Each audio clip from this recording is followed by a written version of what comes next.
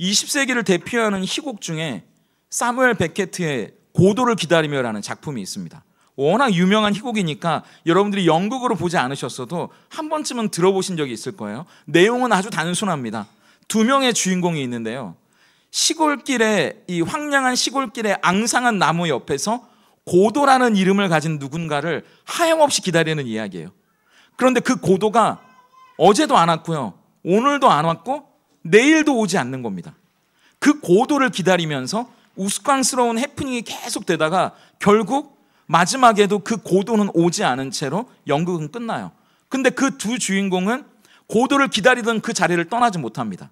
언젠가 고도가 올 거라고 믿고 계속 고도를 기다리는 것으로 연극이 마무리돼요. 저도 대학생 때 이 연극을 봤는데 누구나 자기가 꿈꾸는 고도가 있습니다. 우리는 기다려도 오지 않는 저마다의 고도를 기다려요. 끝까지 소망을 포기하지 못하고 그 고도를 기다리며 살아가잖아요. 그래서 이 희곡이 우리의 현실을 보여준다고 사람들이 생각하는 것 같습니다. 근데 이건 신앙을 가진 우리들에게도 마찬가지인 것 같아요. 우리에게도 각자 모두가 바라는 자기만의 고도가 있거든요.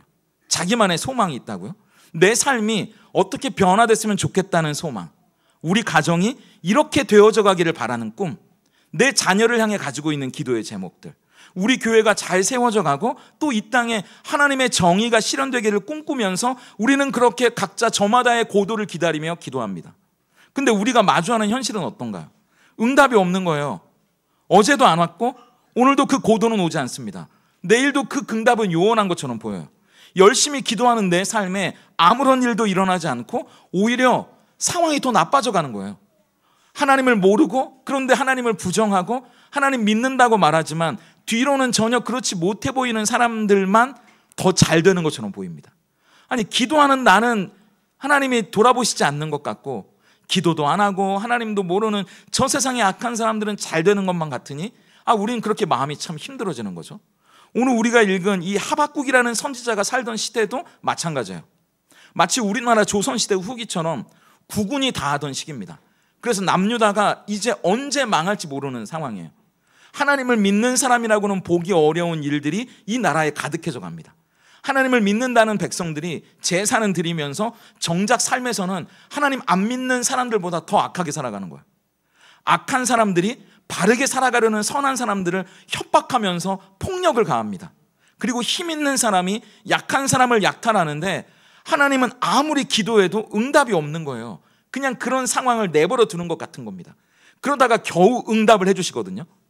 한참 응답을 안 해주시다가 드디어 응답을 해주시는데 그 응답이 어떤 응답이냐 하면 저 먼 곳에 바벨론이라는 힘 있는 이방 나라를 들어서 이스라엘을 치겠다고 말씀하시는 겁니다. 아니, 도와달라고 할 때는 아무런 대답도 없으셨던 하나님이 갑자기 응답해 주시기는 하는데 그 응답이 내 생각과는 전혀 다른 응답인 거예요.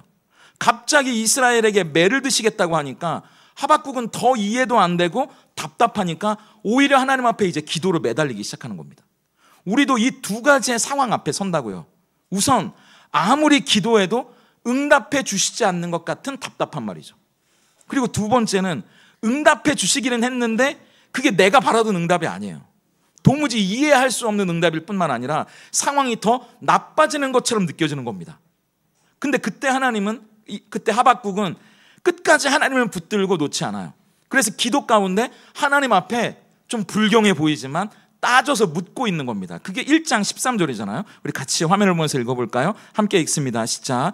주님께서는 눈이 맑으심으로 악을 보시고 참지 못하시며 패역을 보고 그냥 계시지 못하는 분입니다.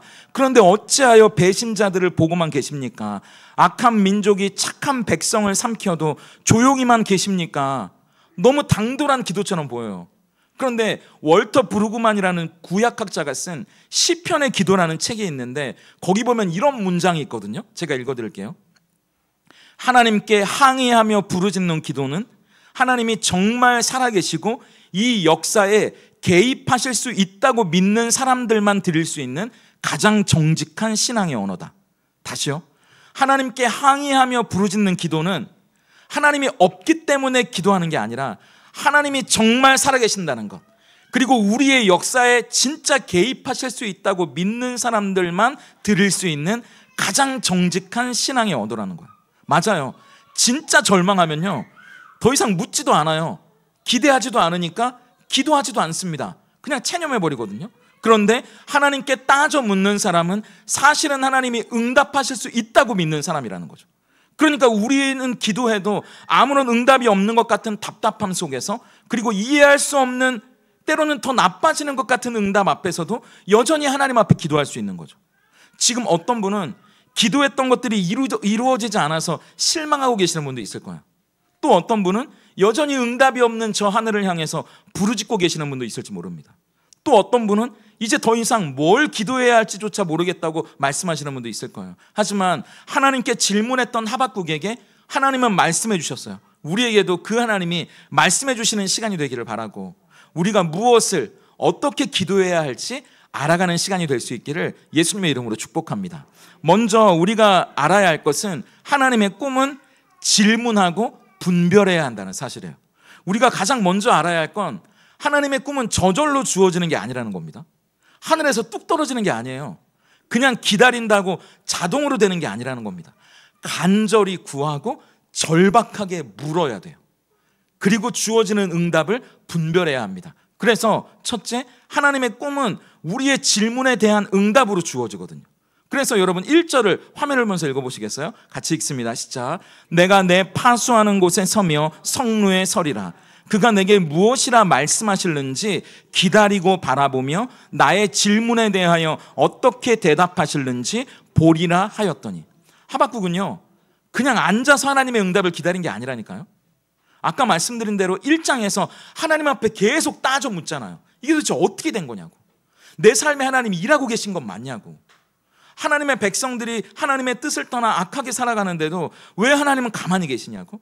그리고 저 바벨론을 들어 우리를 심판하신다는데 하나님 기껏 응답해 주시는데 왜 제 생각과 다른 응답이죠? 왜 상황은 더 나빠져가는 것만 같죠? 그렇게 물어봤잖아요. 그리고 높은 성루에 올라가는 겁니다. 파수꾼이 바라보는 높은 망대 위에 올라가는 거예요. 왜 그 높은 성루에 올라갈까요? 거긴 파수꾼이 망을 보는 곳이잖아요. 그러니까 다른 사람들보다 먼저 보는 곳입니다. 다른 사람들보다 먼저 듣는 곳이에요. 그리고 사람들이 북적이고 소란스러운 이 땅의 현실에서 조금 벗어나는 거예요. 높이 올라가는 겁니다. 그러니까 파수꾼의 관점으로 세상을 바라보니까 내가 기도하고 하나님이 주시는 응답을 하나님의 관점에서 기다리겠다는 마음의 자세를 나타내는 거죠. 그리고 하나님의 뜻을 내가 누구보다 먼저 보겠다고, 먼저 듣겠다고 하나님 앞에 결단하는 겁니다. 그러니까 1장의 치열한 질문 뒤에 하나님의 응답을 기다리겠다고 말하는 거잖아요. 내 질문에 하나님이 어떻게 대답하실런지 내가 보고 싶다고 지금 하나님께 이야기하는 거예요. 근데 우리는 묻지도 않고요, 하나님의 뜻이 자동으로 마법처럼 어느 날 갑자기 내 삶에 이루어지기를 꿈꾸는지도 몰라요. 아닙니다. 여러분, 하나님의 꿈을 발견하려면 우리가 먼저 구해야 하고 간절히 물어야 해요. 두드리라고 말씀하셨잖아요. 구하라고 말씀하셨거든요. 찾으라고 말씀하셨거든요. 하나님, 제 삶을 향한 당신의 계획이 뭡니까? 우리 가정을 향한 하나님의 뜻이 뭔가요? 우리 교회를 통해 이루고자 하시는 하나님의 꿈은 뭡니까? 여러분, 성경을 보세요. 하나님 앞에 큰 꿈을 받은 사람들은요, 하나같이 다 하나님께 질문했던 사람들이에요. 아브라함이 어떻게 질문했죠? 제가 자식이 없는데 어떻게 큰 민족을 이룰 수 있습니까? 묻잖아요. 모세는요, 제가 누구길래 바로에게 가라고 말씀하십니까? 묻잖아요. 기드온은요, 저희 집안이 미천한데 제가 어떻게 이스라엘을 구하겠습니까? 하나님 앞에 묻잖아요. 마리아는요, 예수님을 잉태한 마리아도 묻잖아요. 이 엄청난 일이 어찌 저 같은 여자에게, 소녀에게 이룰 수 있겠습니까? 천사에게 묻지 않습니까? 솔직한 질문이 있었고 그 질문에 하나님은 응답해 주신다고요. 그리고 그 응답을 통해 그렇게 물었던 사람에게 하나님이 뭘 원하시는지 구체적으로 알아가게 하신다는 이야기입니다.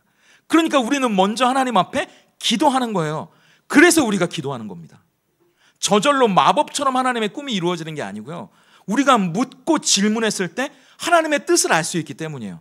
하나님이 우리의 삶에, 내 자녀들에게, 우리의 가정에, 이 교회에 뭘 원하시는지 기도하는 그 사람에게 말씀해 주시기 때문입니다. 그렇기 때문에 주님, 내 인생이 이대로 흘러가도 괜찮은 겁니까? 여러분 물어보세요. 하나님, 제 자녀가 이렇게 흘러가도, 우리 가정이 이렇게 흘러가도 괜찮은 건가요? 여러분 물어보셔야 한다고요. 그렇게 기도로 묻고 또 물으면서 각자 높은 성루에 올라서 하나님의 뜻을 기다릴 때 하나님이 여러분들에게 반드시 응답해 주시기를 예수님의 이름으로 축복합니다. 그리고 두 번째, 그렇게 우리가 묻고 하나님이 대답해 주시는 꿈을 우린 말씀 안에서 분별해야 돼요. 3절을 한번 볼까요? 하나님의 꿈을 받는 것도 중요하지만 올바르게 분별하는 건 더 중요합니다. 3절을 읽겠습니다. 시작. 이 묵시는 정한 때가 있나니 그 종말이 속히 이르겠고 결코 거짓되지 아니하리라. 비록 더딜지라도 기다리라. 지체되지 않고 반드시 응하리라. 하나님은 당신이 주시는 묵시라는 말은 꿈, 비전이라는 말이잖아요. 이건 거짓이 없는 진짜라고 말씀하세요. 그리고 정한 때가 있는 꿈이라고 이야기하십니다. 이건 하나님이 앞서 온 선지자들을 통해 이미 보여주신 내용, 보여주신 때와 맞는 꿈이라는 거예요. 그러니까 하나님의 말씀과 틀린 꿈이 아니라 하나님의 말씀과 같은 꿈이라고 이야기해 주시는 겁니다. 내가 그 말씀을 통해 지금까지 왔던 선지자들을 통해 말했던 것과 같은 꿈이라고 말씀하시는 거예요. 사실 하박국의 감정으로만 보면요, 이 하나님이 주시는 꿈을 받아들일 수 없어요. 이스라엘이 하나님을 떠나 악해져만 가는데 왜 가만히 보고만 계시냐고 물었는데 하나님이 응답해 주시는 그 응답이 아니 저 더 악한 나라를 들어서 이스라엘을 치겠다고 말씀하시니까 이 하박국의 감정으로는 받아들일 수가 없는 거죠. 우리도 그렇지 않습니까? 내 마음에 바라는 게 있어요. 기도할 때 우린 다, 저도 마찬가지인데 내가 바라는 결과가 있다고요.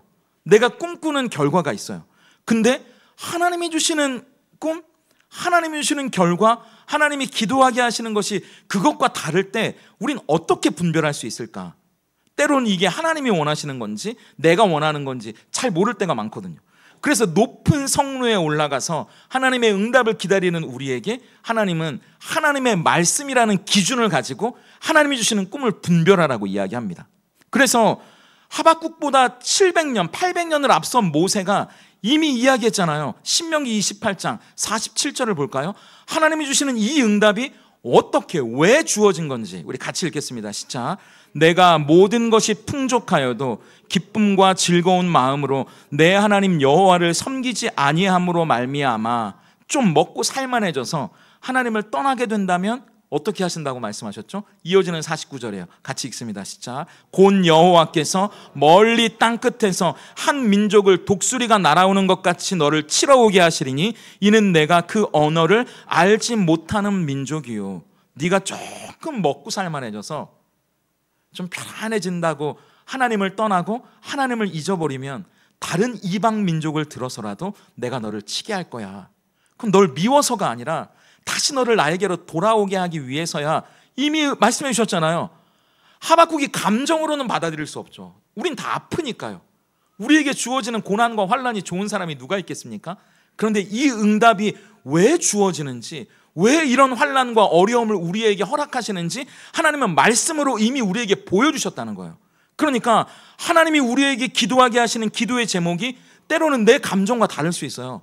내 마음과 다를 수 있어요. 그런데 여러분, 하나님이 주시는 꿈은 우리의 감정의 좋고 싫음에 달린 게 아닙니다. 하나님의 말씀을 통해 분별하는 거예요. 그 말씀은 여러분 근데 복잡한 게 아닙니다. 단순해요. 말씀을 막 굳이 찾지 않아도 이 기준만 기억하시면 돼요. 내가 기도하는 기도의 제목들이, 내가 바라는 꿈이 하나님과 나를 더 가깝게 만들어주느냐, 더 멀어지게 만드느냐, 그걸 보시면 됩니다. 제가 아직도 기억나는데요. 제가 교회 안 다녔을 때 제 친구 중에, 제가 아는 청년 중에 교회 열심히 다니던 청년이 있었는데 뭐 이런저런 얘기하다가 자기는 하나님이 큰 꿈을 주셨다는 거예요.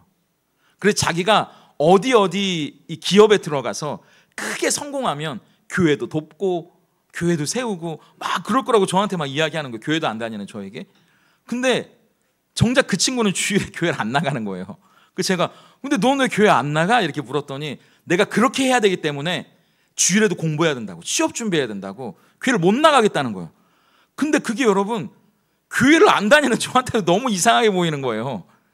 앞으로 하나님을 섬기겠다는 꿈 때문에 지금 하나님을 멀리한다? 여러분 그게 하나님의 꿈일 리가 없지 않습니까? 진짜 하나님의 꿈은 앞으로가 아니고요, 지금 우리를 하나님께로 더 가깝게 이끌어 간다고요. 그분과 더 깊어지게 만든다고요. 굳이 말씀을 열지 않아도 하나님은 그렇게 우리의 꿈을 분별하게 하세요. 내가 가진 생각을 분별하게 하세요. 잘 되고 성공하고 높은 자리에 올라가고 돈을 많이 벌고 이걸 바라지 않는 사람이 어디 있어요. 근데 지금 우리의 모습이 그것 때문에 하나님과 멀어지고 있다면 우리의 모습부터 점검해야 합니다. 그래서 우리는 내가 뭘 기도하고 어떤 꿈을 꿀지 갑자기 어떤 마음이 들었다거나 자다가 꿈을 꿨다고 다 하나님이 주셨다고 말하시면 안 돼요. 요한일서 4장 1절에도 이렇게 말씀하셨잖아요. 우리 같이 읽어볼까요? 시작. 사랑하는 자들아, 영을 다 믿지 말고 오직 영들이 하나님께 속하였나 분별하라. 많은 거짓 선지자가 세상에 나왔습니다. 하나님이 우리에게 꿈을 주실 때, 우리에게 기도하게 하시는 기도의 제목들을 주실 때 우리는 말씀을 통해 그걸 분별해야 돼요. 하나님, 제가 품는 이 꿈이 정말 하나님께 온 게 맞습니까? 이게 정말 하나님의 뜻인가요? 그러면 우리는 말씀 가운데 분별할 수 있도록 기도하는 시간만큼 하나님의 말씀을 더 가까이 해야 되는 거죠.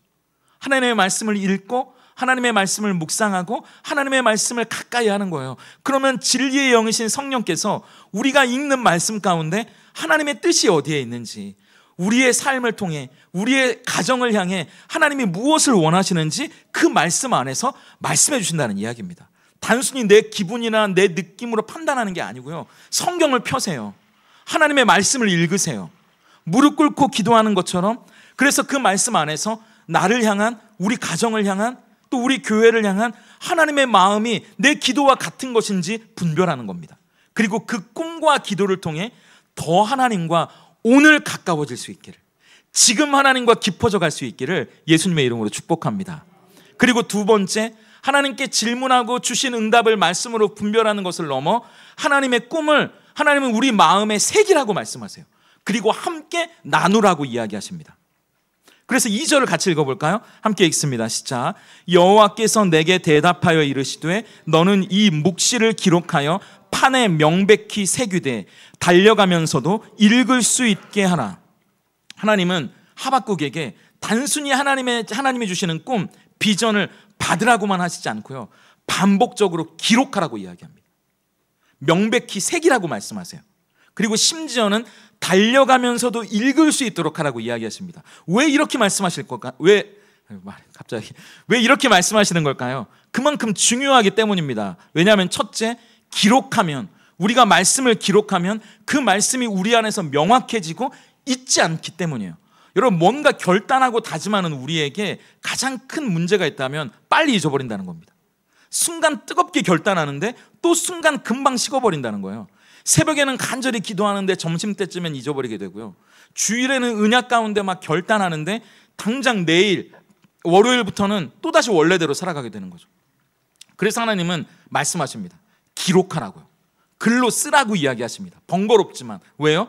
기록하면 명확해지거든요. 머릿속에만 있으면 막연하지만 뭉뚱그려지지만 글로 쓰면서 우리는 그게 구체적이 돼요.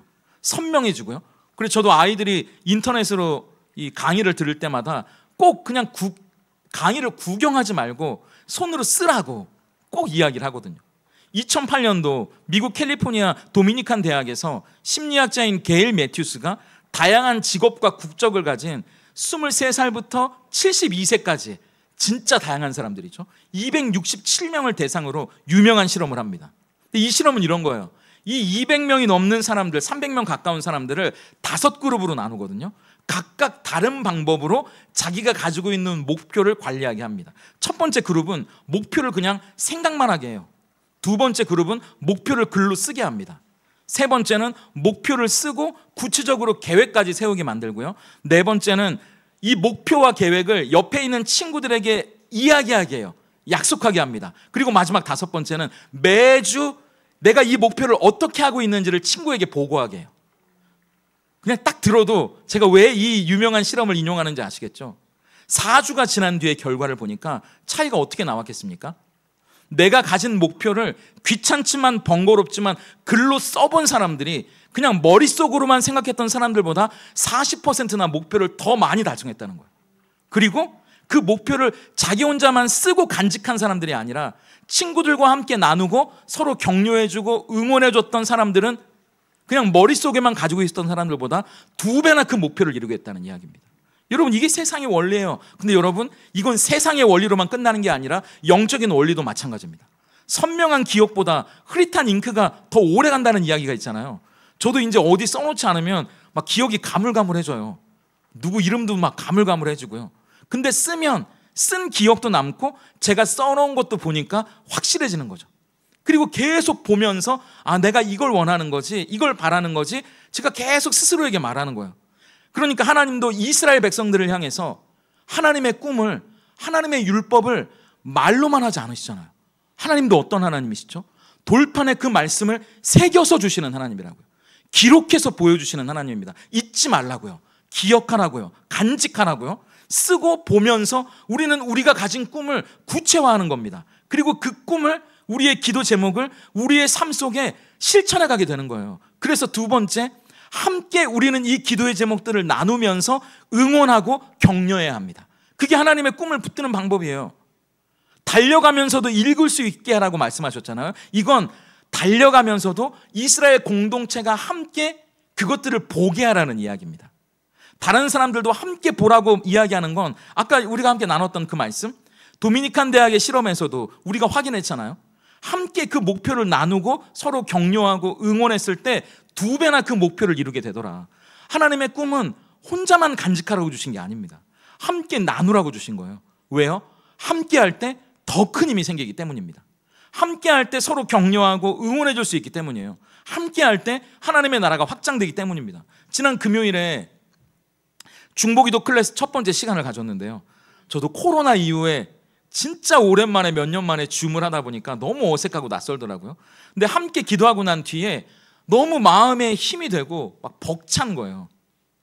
여기 교회 예배당에서 함께 모이는 것도 물론 좋지만 각자 계신 곳에서 함께 기도하기 위해 작은 핸드폰을 앞에 두고 모니터 앞에 그날 밤에 모인 거잖아요. 그러니까 성도님들 뒤에 집 배경이 보이는 게 그게 뭉클해지더라고요. 어떤 분은 춘천에서, 어떤 분은 안성에서, 또 어떤 분은 직장에서 접속하세요. 70이 넘으신 분도 그 조그만 핸드폰 화면 너머에 기도하기 위해 모인 거예요. 그 시간에 우리가 왜 그렇게 모였겠습니까? 서로 기도해 주기 위해서 모인 거잖아요. 그 사람 혼자만 기도의 제목을 붙들고 외롭게 기도하게 놔두지 않고 함께 기도해 주기 위해서 모인 거잖아요. 그게 너무 든든한 거예요. 나 혼자 기도하는 게 아니지, 함께 기도해 주는 누군가가 있지. 그래, 우리는 혼자가 아니지, 함께 기도하는 사람들이고 그분이 넘어지지 않도록 우리가 기도해 주고 있는 거지. 그분이 달려갈 수 있도록 우리가 그분을 일으켜 주고 있는 거지. 그게 너무 좋은 거예요. 그래서 그 시간을 마치고 아내한테 제가 그렇게 이야기했거든요. 같이 기도하니까 너무 좋지, 너무 좋더라. 계속 그 얘기를 하고 있더라고요. 에베소서 4장 16절이 우리에게 이렇게 이야기하지 않습니까? 같이 읽어볼까요? 시작. 그에게서 온 몸이 각 마디를 통하여 도움을 받음으로 연결되고 결합되어 각 지체의 분량대로 역사하여 그 몸을 자라게 하며 사랑 안에서 스스로 세우느니라. 이게 영적인 원리라고요. 서로가 서로에게 도움을 받는 거예요. 중보기도 클래스에서도 이야기했지만 우리는 기도를 통해서 서로의 짐을 나눠집니다. 그리고 그와 함께 해줄 수 있어요. 멀리 있어도 우리는 서로를 위한, 서로를 향한 기도 안에서 같이 연결되고 결합돼서 그만큼 자라나고 세워져 간다는 거죠. 여러분, 몸은 움직여야 자랍니다. 교회도 함께 꿈꾸고 기도할 때 성장하는 거예요. 내 인생을 위해, 우리 가정을 위해 나만 품고 기도하는 게 아니고요. 함께 기도할 때 우린 지치지 않아요. 넘어지지 않는다고요. 서로가 서로에게 연결되고 결합되면 사탄이 야, 너 아무리 기도해도 응답 없더라, 기도해도 소용없더라, 우리를 낙심하게 만들고 지치게 만들려고 우리에게 다가와도 우리가 서로가 서로에게 연결되고 결합되어 있으면 비집고 들어갈 틈이 안 보이는 겁니다. 그렇다면 여러분의 그린북에, 기도 노트에 기록하시는 거예요. 아는 것으로 끝나는 게 아니고요. 묵상이어도 메모여도 상관없어요. 새겨 넣으라고 말씀하시잖아요. 점점 그 기도의 제목들이 어떻게 구체적이 되어져 가는지 여러분 기록하는 겁니다. 날마다 10분 기도하는 것으로 끝내는 것이 아니라 그걸 여러분의 기도 노트에, 여러분의 마음에 새겨 넣으시는 거예요. 그리고 자주 들여다보면서 또 읽어가는 겁니다. 기도하면서도 보는 거예요. 그게 하나님이 우리에게 기록하라고 말씀하신 이점이거든요. 기도할 때도 보고, 시간 날 때도 들여다보고, 그리고 어제 적었던 것들이 오늘 어떻게 바뀌어 가는지 보고, 그리고 그게 끝이 아니죠. 함께 나누는 겁니다. 교회 식구들과 함께 나누는 거예요. 전 이걸 기도하고 싶어요. 우리 가정에 이게 필요해요. 그럼 여러분은 가장 든든한 기도의 지원군을 얻게 되실 겁니다. 어떤 낙심과 불안, 그리고 두려움에도 쉽게 끊어지지 않는 기도의 삼겹줄을 만들어 가시게 될 거예요. 혼자가 아니라 함께 꾸는 꿈, 함께 기도하는 무릎 위에 우리가 알지 못하는 크고 비밀한 일들을 여러분의 삶에, 여러분의 가정에, 우리 교회에 이루어 가실 수 있기를 예수님의 이름으로 축복합니다. 그리고 세 번째, 마지막으로 하나님의 꿈은 그렇게 우리가 질문하고 말씀 가운데 분별하며 받은 그 말씀을 우리가 기록하고 함께 나눈 다음엔 마지막으로 해야 할 일이 있어요. 기다리는 겁니다. 우리 같이 3절을 다시 읽어볼까요? 함께 읽습니다. 시작. 이 묵시는 정한 때가 있나니 그 종말이 속히 이르겠고 결코 거짓되지 아니하리라. 비록 더딜지라도 기다리라. 지체되지 않고 반드시 응하리라. 여기서 중요한 단어가 하나 나오는데요. 비록 더딜지라도입니다. 하나님은 우리에게 정직하게 말씀하세요. 거짓말하지 않으세요. 더딜 수 있다고요. 너희가 기도하는 그거 더딜 수 있어. 네가 원하는 만큼 빨리 이루어지지 않을 수도 있어. 그런데도 기다리라고 말씀하세요. 왜냐하면 더 중요한 단어가 뒤에 있기 때문이죠. 반드시 응하기 때문입니다. 반드시 응답해 주시기 때문이에요. 그래서 우리는 첫째, 하나님의 시간표를 신뢰해야 합니다. 원하는 게 있고 가지고 싶은 게 있는데 기다려야 된다는 건 참 어려운 일이에요. 빨리빨리의 한국인이어서가 아니라 점점 세상은 빠르게 변하거든요. 여러분 마우스 클릭 한 번만 하면 이제 물건이 새벽에 와 있어요. 검색하고 엔터키만 한번 누르면 내가 원하는 정보가 쫙 나옵니다. 카톡 한번 보내면 사람들을 금방 만날 수 있는 시대잖아요. 그러니까 점점 뭔가를 기다린다는 게 익숙하지 않아요. 제가 어떤 맛집에 갔는데 사람들이 줄을 서서 기다리는 맛집이거든요. 근데 그런 맛집에 가면 거의 대부분 이런 분들을 보게 돼요. 어떤 분들이냐면 커플이거든요. 아마 여자분들이 어머 여기 맛있대 하고 왔나 봐요. 남자분을 끌고 왔는데 마지못해서 줄을 서주시다가 기다리다가 화가 나는 겁니다. 그래서 못 참고 다른 데 가자고 가는 거예요. 꼭 그런 분들이 한 팀씩 있습니다. 기다리다가 그럼 뭐 뒤에 있는 우린 너무 좋죠. 근데 하나님에게는 하나님의 시간표가 있다고요. 정한 때가 있다고 말씀하시는 겁니다. 근데 그때는 우리의 때와 달라요. 이게 문제죠. 우리는 빨리를 원하는데 하나님은 어쩔 때 천천히 일하시거든요. 우린 지금 당장을 원하는데 하나님은 아직 아니라고 말씀하시는 거예요. 솔직히 고백하면 저도 마찬가지입니다. 기도하면 빨리 응답해 주시면 좋겠는데 하나님이 아무 말 없이 침묵하시는 거예요. 어떤 사역을 하면 빨리 열매가 맺히면 좋겠는데 하나님은 때를 기다리라고 하시고요. 이 문제가 빨리 해결되면 좋겠는데 하나님은 더 기다리라고 말씀하시는 거예요. 우리의 시간표와 하나님의 시간표의 차이가 뭡니까? 우린 지금을 원하시는데요. 하나님은 최선을 원하세요. 우린 결과가 중요한데 하나님은 과정을 통해 결과보다 더 멋진 일을 이루어 가시거든요. 하박국이 하나님께 구했던 건 이스라엘 백성들, 이 불의한 이스라엘 백성들을 하나님 좀 정신 차리게 해주세요 이런 거잖아요. 해결해 달라는 기도였거든요. 근데 하나님은 하박국이 원하는 대로가 아니라 엉뚱한 방법으로 하나님의 계획대로 하나님의 때를 따라 역사를 이루어 갑니다. 그래서 이스라엘이, 이 남유다 백성들이 바벨론의 포로로 끌려가게 하세요. 그리고 70년을 무려 거기에 머무르게 하십니다. 근데 그 70년의 포로 기간이요, 너무나 더디고 긴 시간 같았는데 가나안에 살 때는 이스라엘 백성들이 우상을 끊어내지 못했거든요. 근데 70년을 타국살이 하다 보니까 그 우상이 자연스럽게 끊어지는 거예요. 만약 하박국이 원하는 대로만 문제가 해결됐다면 이스라엘 백성들은 문제는 당장 해결됐을지 모르지만 아마 그대로였을 겁니다. 하나님은 단순히 문제만 해결해 가는 게 아니라 그 과정을 통해 하나님의 백성들의 마음이 그 고난 가운데 다시 하나님을 바라볼 수 있도록 더 멋진 일을 이루어 가시는 거예요. 우리가 바라는 때가 있죠. 우리가 원하는 방법이 있다고요. 근데 하나님은 그 때와 방법이 아니라 하나님의 시간표대로 우리를 인도해 주셔서 우리를 하나님을 바라볼 수 있도록 하나님과 더 깊어져 가도록 만드시는 것, 그게 하나님의 더 큰 목적이라는 겁니다. 그래서 로마서 5장 3절과 4절을 보세요. 같이 읽어볼까요? 시작. 다만 이뿐 아니라 우리가 환난 중에도 즐거워하나니 이는 환난은 인내를, 인내는 연단을, 연단은 소망을 이루는 줄 알미로다. 하나님의 응답이 우리에게 이루어질 때까지 그 기다림의 시간이 어떤 분한테는 환난일 수 있어요. 어떤 분에게는 고통일 수 있고요. 어떤 분에게는 불안이나 두려움의 시간일 수도 있을 겁니다. 근데 하나님은 그 환난과 기다림의 시간, 고통과 아픈 시간을 통해서 우리를 연단해 가신다고 말씀하세요. 우리를 빚어 가신다고 말씀하세요. 그게 어떤 모습일지는 지금은 잘 몰라요. 아마 지나고 나서 되돌아보면 그래서 그때 응답 안 해주신 거구나. 그때 그 방법대로 안 해주신 거구나. 그때서야 우린 고백할 수 있겠죠. 그래서 기다림은 낭비가 아니고요, 더 깊어지고 넓어지는 준비하는 시간입니다. 우리가 반드시 거쳐야 하는 훈련의 과정이라고요.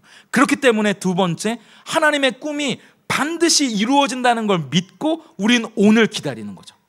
우리가 잊지 말아야 할 건 아까 본문에서 읽었던 것처럼 비록 더딜지라도 뒤에 반드시 응하리라고 말씀하신 그 말씀이 있다는 거예요.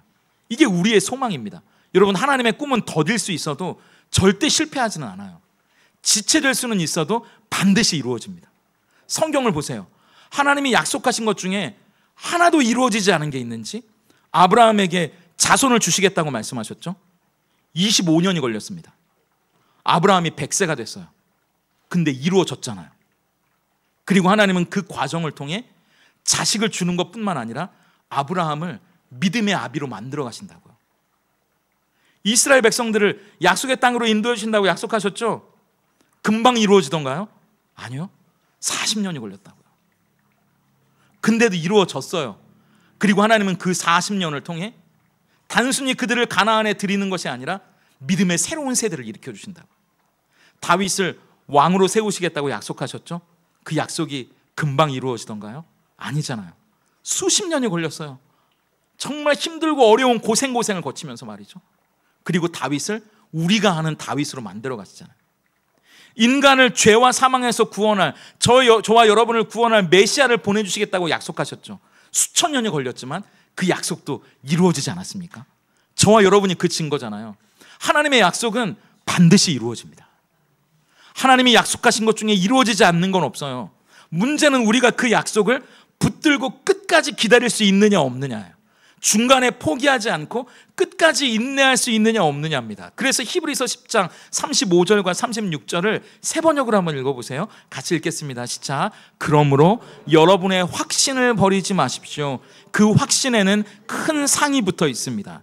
여러분이 하나님의 뜻을 행하고서 그 약속해 주신 것을 받으려면 인내가 필요합니다. 그래서 우리에게 확신이 필요하다고 이야기하는 거죠.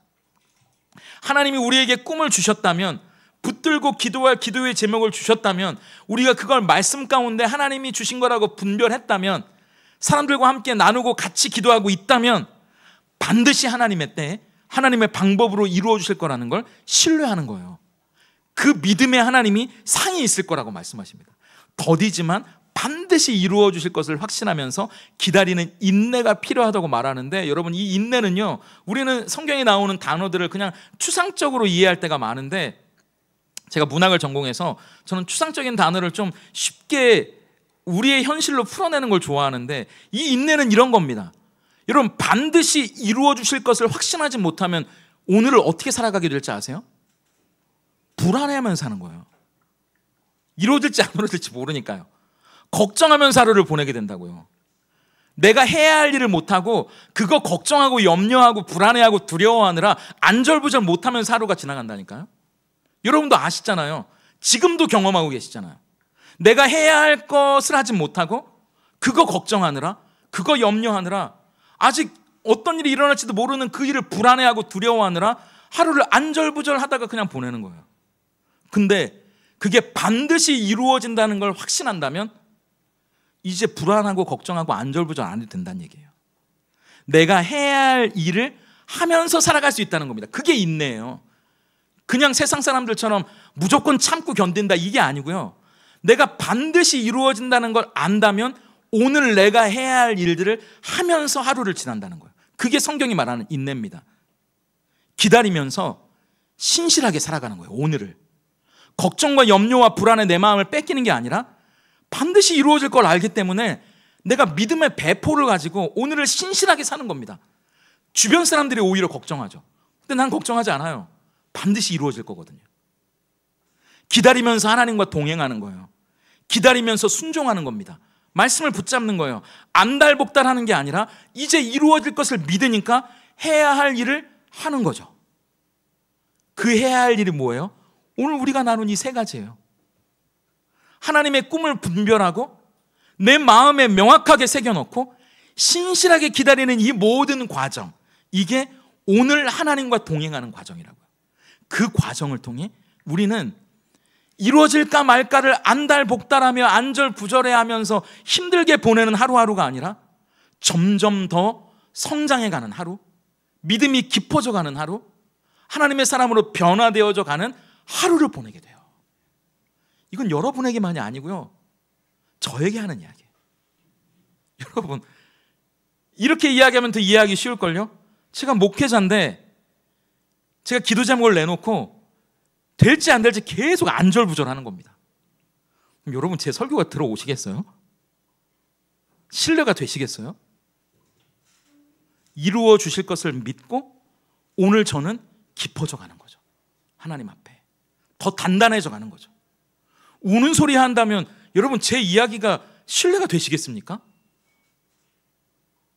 그러니까 그 믿음의 배포를 가지고 하박국이 오늘 이 과정을 거치고 1장과 2장을 지나 3장에서 어떤 고백을 드리는지 17절과 18절을 보세요. 우리가 너무나 잘 아는, 여러분이 찬양했던 그 고백 아닙니까? 함께 읽습니다. 시작. 비록 무화과 나무가 무성하지 못하며 포도나무에 열매가 없으며 감람나무에 소출이 없으며 밭에 먹을 것이 없으며 우리의 양이 없으며 외양간에 소가 없을지라도 나는 여호와로 말미암아 즐거워하며 나의 구원의 하나님으로 말미암아 기뻐하리로다. 아멘. 이게 믿음의 배포라고요. 그냥 이 고백을 하게 된 거 아니에요. 1장과 2장, 우리가 나는 이 힘들고 어려운 과정을 거치고 나서 비로소 이렇게 고백할 수 있었다고요. 이 믿음의 배포가 하박국으로 말미암아 이 놀라운 찬양을 드릴 수 있게 만들었다는 거죠. 이제 시작하는 한 주, 이제 이 예배를 마치면 우리는 또 우리가 살아가게 될 현실을 마주하게 되겠죠. 하나님이 주시는 응답을 기다리지만 여전히 우리가 살아가게 될 월화수목금토의 현실은 응답과는 거리가 먼 현실일지도 몰라요. 그런데 우리의 고백이 이 믿음의 배포의 고백이 됐으면 좋겠습니다. 그렇다면 먼저 하나님 앞에 질문하시는 거예요. 하나님, 제 삶이 이대로 흘러가도 좋은 겁니까? 우리의 가정이 이렇게 흘러가도 좋은 건가요? 제 삶을 향한, 우리의 가정을 향한 하나님의 계획을, 하나님의 꿈을 보여주세요. 그리고 막연하게 묻지 말고 구체적으로 물어보는 겁니다. 하루하루 하나님이 뭐라고 말씀하시는지, 그 기도 가운데 성령께서 여러분의 마음에 무엇을 생각나게 하시는지 기록해 놓는 거예요. 마음판에 새겨보시는 겁니다. 어제와 오늘이 어떻게 다르고 오늘과 내일이 어떻게 달라지는지, 그리고 생각날 때마다, 기도할 때마다 그걸 펼쳐서 읽어보는 거예요. 들여다보는 겁니다. 그리고 함께 기도할 수 있는 나에게 힘이 돼줄 가족들, 믿음의 식구들에게 그 기도의 제목을 나누는 거예요. 그럼 우리는 서로 연결되고 합해져 점점 더 그 기도 안에서 하나님이 이루실 일들을 함께 꿈꿔가는 겁니다. 그리고 우리는 그럴 때 그 기도가 빨리 이루어지지 않는다고 실망할 필요도 없고요, 당장 열매가 보이지 않는다고 포기할 필요도 없어지는 거예요. 하나님의 약속은 반드시 이루어지니까요. 더디더라도 반드시 응답해 주신다고 약속해 주셨으니까요. 더디더라도 절대 실패하지 않아요. 그걸 확신한다면 오늘 무화과 나무가 무성치 못하고 포도나무에 열매가 없어도, 외양간에 송아지가 없어도 오늘 동행해 주시고 내일의 응답으로 이끄실 하나님을 신뢰하면서 다시 기도에 무릎을 꿇는 겁니다. 그분을 찬양하는 거예요. 그래서 하나님이 일하셨다고, 하나님이 다 하셨다고, 정말 내 꿈이, 내 기도가 현실이 됐다고 간증하게 될 그날이 속히 오기를. 그래서 무엇보다 우리의 꿈이 아니라 우리 삶에, 우리 가정에, 우리 교회에 하나님의 꿈이 이루어질 수 있기를 예수님의 이름으로 축복합니다.